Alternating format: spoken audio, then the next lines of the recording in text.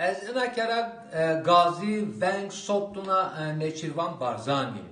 Ez Neçirvan Barzani ra o hükümete Haram Kürdistan ra ez vona ki Kürdistan çar parça Kürdistan ayma hemme ayma hemmino.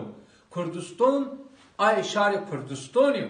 Herçi Alevi, herçi Ezidi, herçi avtidi bari on yavun fikreyi, fikru ramaneyi avtidi hena ayrı cudav fark niken Kürdistan ayma hemmino.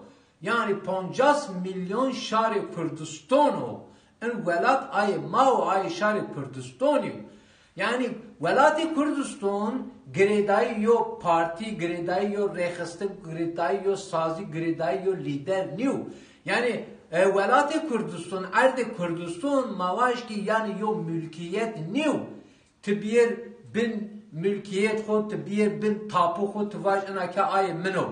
Ayora ezina kera venk duna, sot duna, Neçirvan Barzani o meşru Barzani evuna ki çiko zaf ayıp şimakin.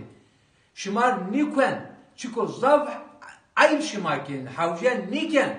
Kürdistan, velat-ı Kürdistan ayma hemmino. Şimar nişken yo Kürdirar, yo rehistin Kürd hayatira, yo siyaset medar Kürdistan ira.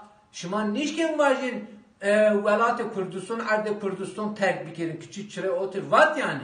Bu Kürt velat-ı yo.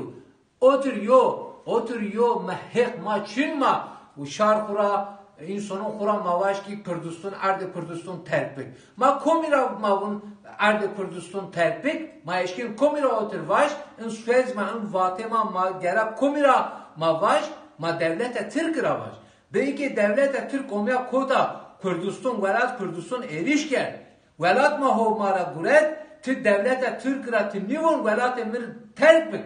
Tü velat emira veş. Tü teran nivun tü berun kura vun ki Kürdistan terbiyen çıkıyor zaf ay otur mekirin şare ma birati vazen şer nivazen